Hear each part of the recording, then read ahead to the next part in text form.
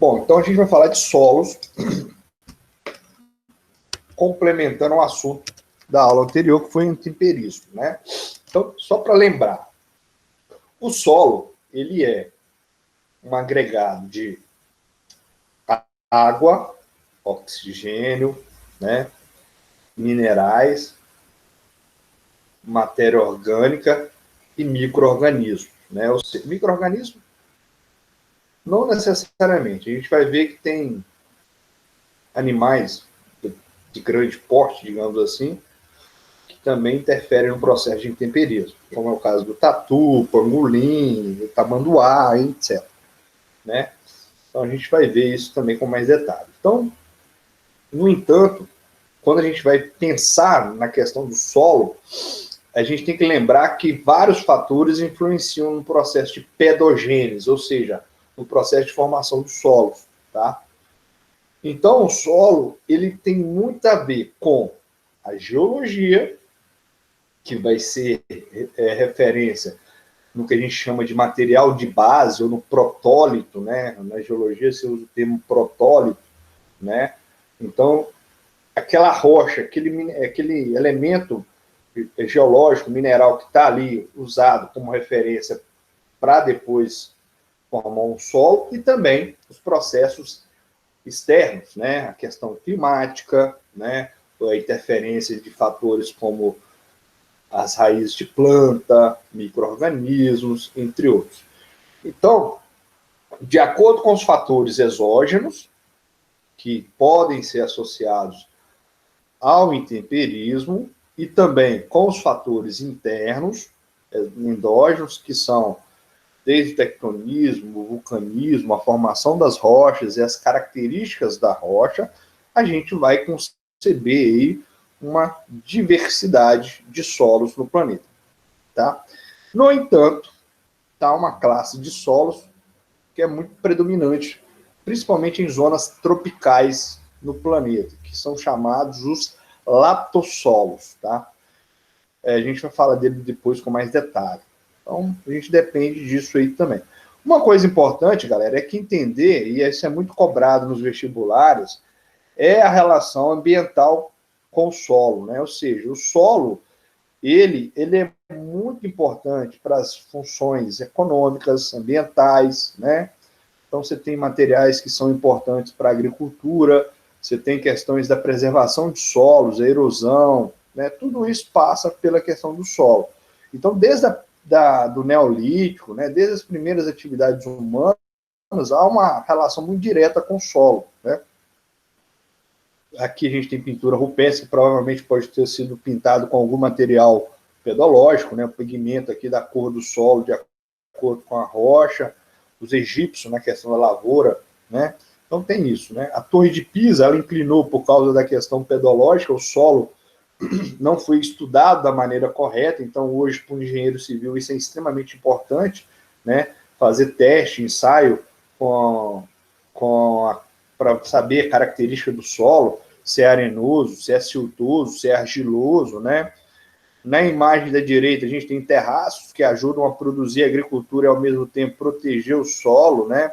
Por causa da questão da erosão. Esse relevo acidentado potencializa a erosão, né?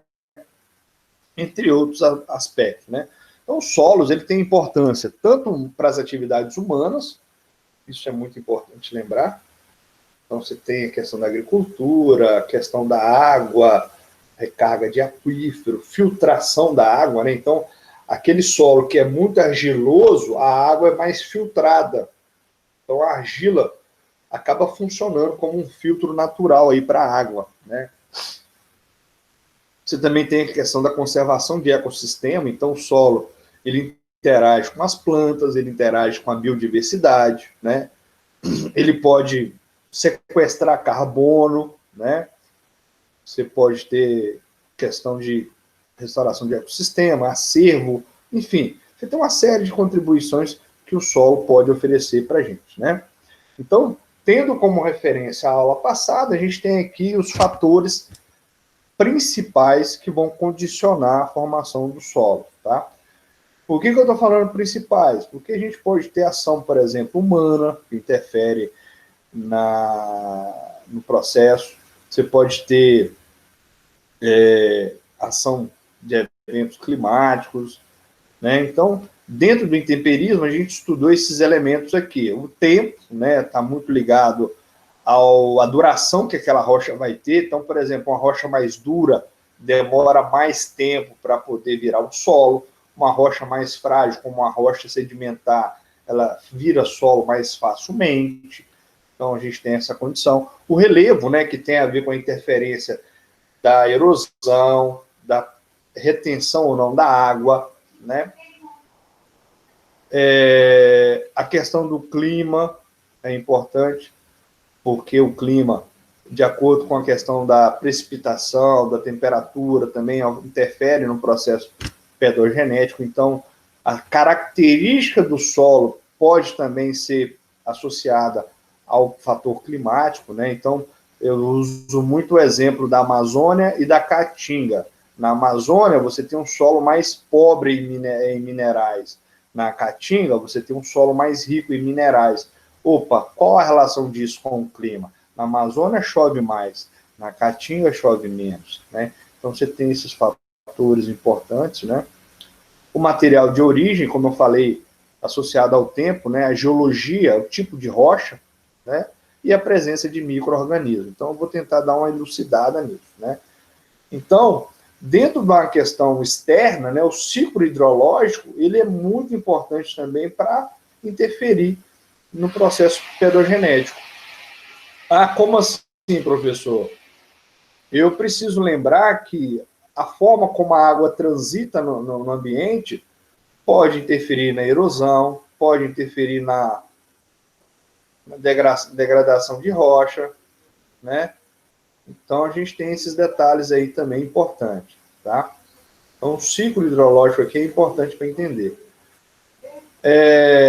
Essa imagem aqui, ela mostra, né, ela dá uma ilustrada num processo de evolução pedogenética, tá? 12:20, tá? Então, aqui a gente tem uma seguinte situação. Se você pegar aqui do lado esquerdo, aqui, ó, nessa parte aqui, você vê que você tem a rocha propriamente dita, a rocha sã. Então, aqui a gente tem um afloramento rochoso. Então, quando essa rocha começa a sofrer interferência dos agentes externos, o que vai gerar? Aqui eu tenho que lembrar do assunto da aula passada, né? O intemperismo. Então, o intemperismo, ele vai contribuir para que essa rocha comece a sofrer alterações, e essas alterações podem levar à formação de material pedogenético, ou seja, você começa a ter aqui uma formação incipiente de solo. Só que aqui a gente tem um solo mais recente, mais raso, com menos matéria orgânica, até porque a vegetação é bem pequena, é bem escassa aqui, né? Agora, quando chega nessa parte aqui, ó, a gente já vê uma diferença, tá? O que acontece nessa parte onde tem a árvore aqui? Você já tem uma rocha bem mais profunda, você tem essa camada aqui de saprólito, né? O que significa isso, na verdade? É a rocha podre, é a rocha em estado de decomposição. Então, aqui ela está preservada, e aqui já é uma camada em que ela passou por um processo de intemperismo e tal. Então, aqui você tem essa camada ainda de rocha preservada, mas já em estágio de decomposição. E nessa parte superior você já tem o quê? O manto pedológico, que seria o quê? A presença de água, minerais, tipo dessa rocha, dependendo ou não. Não quer dizer que os minerais que tem que ter no solo aqui por cima tem os mesmos na rocha. Você pode ter processos externos que influenciam numa dinâmica diferente. Eu vou comentar disso. Mas, em geral, quando você já tem essa vegetação mais densa, presença de um ecossistema já montado, você tem o quê? O material pedológico já é bem evoluído. Então, você tem aqui um solo mais espesso, raiz de planta, micro-organismo e tal, e diferentes estágios de evolução pedológica, tá? Então, seria um processo temporal que é levado em consideração vários fatores, né? Como eu falei dos micro-organismos, a gente mostrou isso na aula passada, né? Você tem os micro-organismos, a macrofauna e a mesofauna, né? Então, esses elementos aqui contribuem no processo também de intemperismo e formação de solo, né? Isso aqui eu mostrei também falando da dureza das rochas, né? Os tipos de rocha também vão ter diferentes tipos de solos e estágios distintos, né? Isso aqui a gente viu, alguns grupos comentaram no trabalho também sobre isso, né? Então, a gente vai usar alguns exemplos. Bom, aqui nessa imagem, a gente tem uma condição de um afloramento de basalto, né, uma rocha mais escura, que é resultado de derrames de magma, né? Então, aqui nessa crosta mais escura, essa camada mais escura é o basalto propriamente dito, né? E aqui a gente tem um estágio de decomposição aqui, de uma rocha, né, amarelada, resultante da alteração dos minerais. Ou seja, então, o que mudou a cor aqui, galera? Como você tem o intemperismo químico, né, o intemperismo químico, ele mudou, ele gerou uma reação química na rocha aqui, nesse processo de intemperismo, de decomposição da rocha, e limpou alguns minerais. Então, você teve retirada de minerais, por isso que ele ficou mais claro aqui. Então, isso também vai gerar também um impacto direto no tipo de solo. Então, em lugares que chove muito, você pode ter esse processo também, né? Vamos mostrar aqui um outro exemplo. Uma coisa importante também em relação aos solos, tá? Os solos, assim como as rochas sedimentares, ela tem texturas diferentes. Então, quando eu falo que o solo é argiloso, ele é menos poroso, tá? Ou seja, o que é um solo poroso? É um solo que tem vazios, tá? Ele tem vazios, esses vazios podem ser preenchidos por água, por oxigênio, etc. Diferente da porosidade, eu tenho a permeabilidade. O que é a permeabilidade? É quando a água tem capacidade de transitar naquela camada pedológica.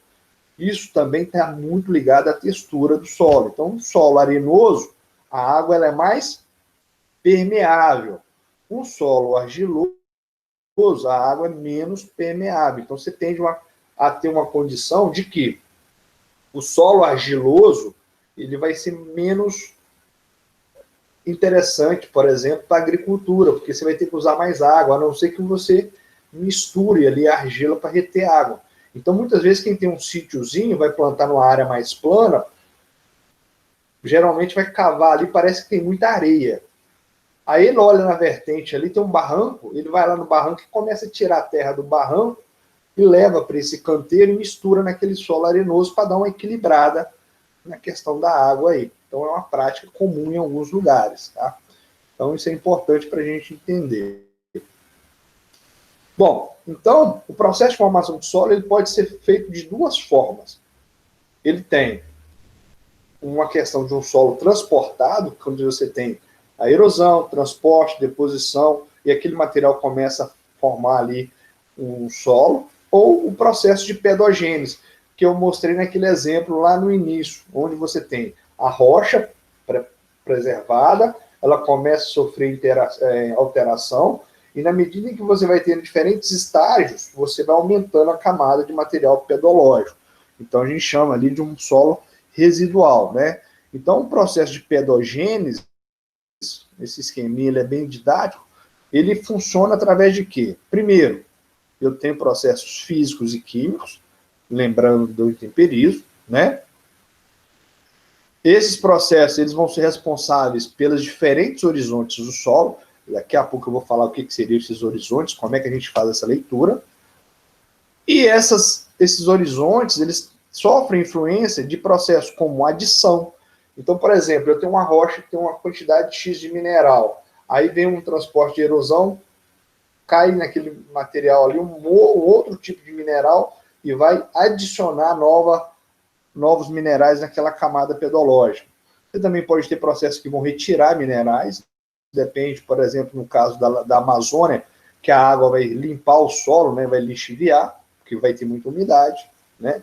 Ou até mesmo translocação, né? Você vai ter mistura dos minerais ali naquela camada mesmo do solo. Isso pode acontecer por evapotranspiração, né? Ou até mesmo pela aumento ou diminuição de lençol freático. Então, por exemplo, tem lugares que a água, quando na época da chuva, ela aumenta. Então, nela aumentar o nível de água ali no solo, então, você, por exemplo, no inverno, para furar um solo, para chegar na água, gasta 3 metros. No verão, quando tem mais chuva, cai para 1,5 metro. Então, essa alteração do lençol freático pode influenciar nessa translocação também, a própria temperatura, né, evapotranspiração, e também reações químicas que podem converter os elementos minerais que estão no solo. Então, isso tudo é presente, né? Aqui nesse esquema aqui, ó, esse é um teste, né, de laboratório que vai medir a granulometria. Então, você vê, a argila, ela mistura na água. Quando você pega um rio muito barrento, né, é porque tem muita argila em suspensão. Aí depois vai mudando, silt, areia fina, areia grossa. Então, a gente consegue medir isso em laboratório, né? Aqui a gente tem um perfil pedológico. Então, é muito comum a gente ver essas imagens em áreas de estudos pedológicos. Então, aqui o cara fez esse corte na vertente, e aí está representando isso aqui. Então, como é que eu faço a leitura disso? Então, vamos lá. Essa camada aqui, o horizonte R, é a rocha preservada, é a rocha in natura ainda, tá? Então, vamos imaginar que no Brasil isso aqui pode ser um granito, tá? Então, esse está lá preservado. Em cima desse granito, você já tem um material alterado. Então, ele começou a sofrer erosão, sofrer intemperismo, tá? Então, ele começou a desgastar. Então, você já tem aqui um material em estágio de decomposição. Então, a gente chama isso aqui de horizonte C, tá? Que vai ser muito semelhante ao material que está aqui em cima, tá? Isso no esquema de um solo residual, tá? Então, você tinha a rocha, ela foi evoluindo até formar o solo, com pouca mistura de outros minerais de outras áreas. Bom, depois você tem o horizonte B. Então, você vai ter ali uma concentração de materiais removidos, né, do A, do E, que foram transportados para aqui, né, e um resíduozinho de materiais minerais que estão aqui nessa parte, tá? O horizonte E é onde você vai ter aqui, por exemplo, dependendo do tipo de solo, uma presença maior de argila, óxido de ferro. Você pode ter aqui digamos, uma coesão maior do tamanho dos minerais aqui, dependendo do lugar que a gente está analisando. Já no horizonte A, o que você vai ter? Vai ter, além dos minerais que foram provenientes da rocha e tal, você vai ter também já no início de um material orgânico, que é decorrente, por exemplo, da serrapilheira, né, das folhas, da vegetação que está subjacente aqui, né? E o horizonte zero é onde você tem propriamente dito o solo, né? Isso pode variar de 20, 30, 40 centímetros, dependendo do lugar aí. Então, no horizonte zero é onde você vai ter aqui a água, o oxigênio, o micro-organismo, matéria orgânica e minerais. Então, esse modelo aqui, galera, ele pode sofrer alteração, tá? Então, a gente pode ter mistura do horizonte E com o horizonte B, a gente pode inverter as camadas. Então, o que vai influenciar nisso? Os fatores externos aqui.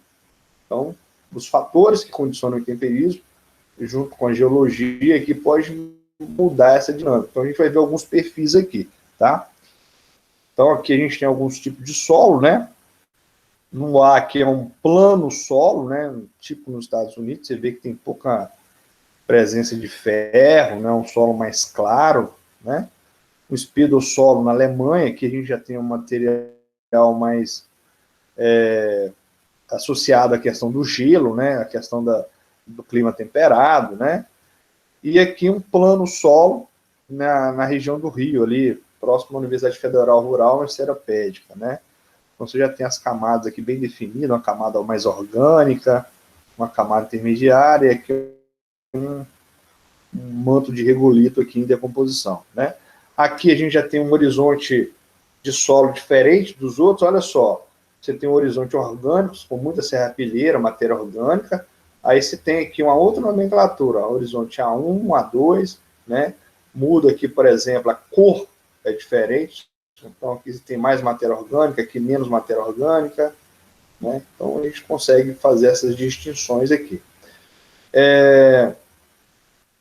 A gente tem diferentes tipos de solos, né? Então, aqui a gente tem os solos coluviais ou eluviais, seriam solos transportados. Então, aqui é um exemplo nesse túnel entulhado aqui por lama, né?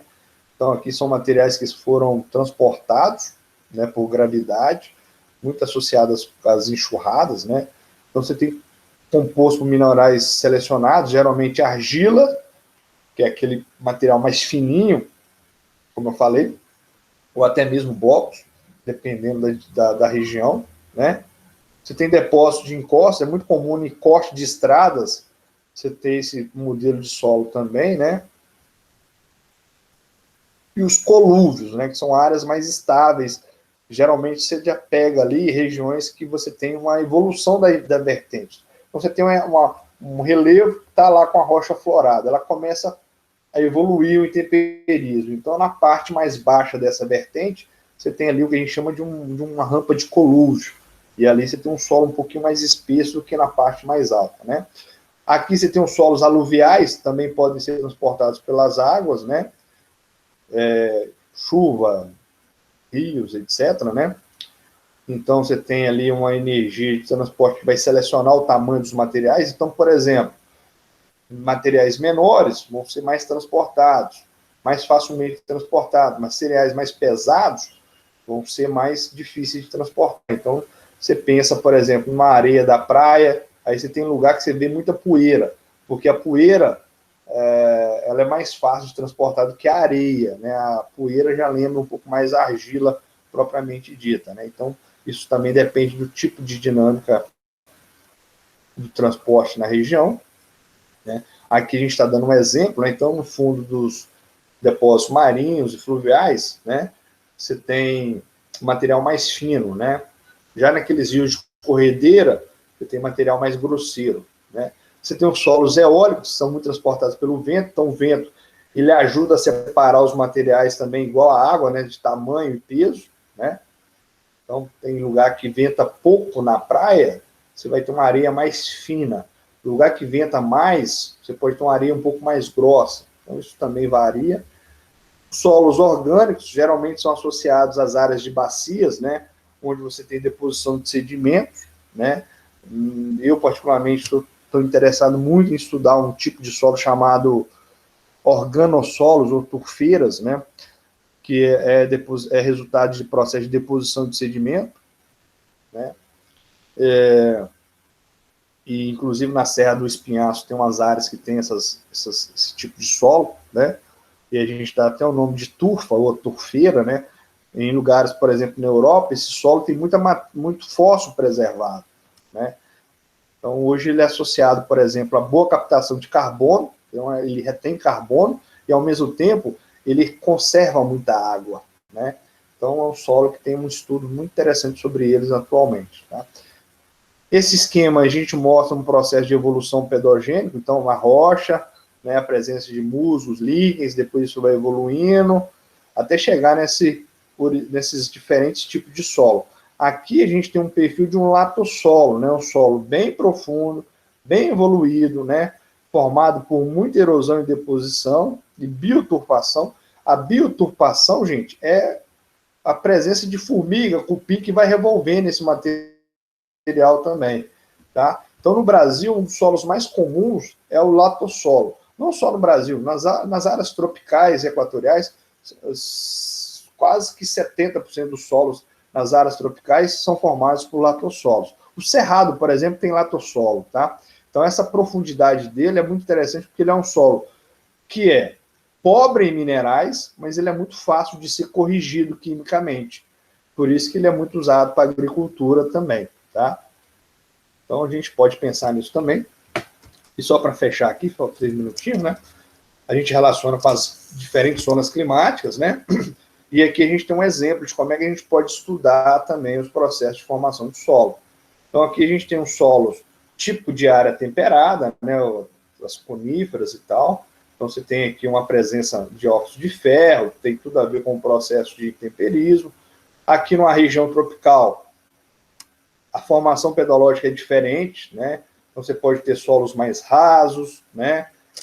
Ausência de minerais. Alguns lugares você pode ter formação de laterização, que são crostas de ferro que vai dando na superfície do solo, e são duras pra caramba, né? Alguns lugares até usa isso para fazer calçada de rua e tal, né? E aqui um perfil de uma área típica de solos, de áreas de baixa precipitação, como é o caso do Nordeste brasileiro, tá? Então você vai ter solos rico em em minerais, pobre em matéria orgânica, né? Então são algumas formas de a gente entender também o processo de formação de solo. Então, de acordo com a vertente também, a gente vai ter. Então, por que na montanha você não tem muita vegetação? A erosão é maior, você tem pouca formação de solo, por isso que as plantas são mais baixas, são de menor tamanho. Já nas áreas mais planas, você tem a formação de solos mais profundos, e isso favorece a formação de vegetação associada a outros elementos, tá? Então, aqui a gente tem esses detalhes importantes aqui. Então, dentro de uma região, por exemplo, como essa aqui, você tem diferentes tipos de solo. Então, aqui você tem um neossolo, litólico, né, que tem a ver com a rocha, né?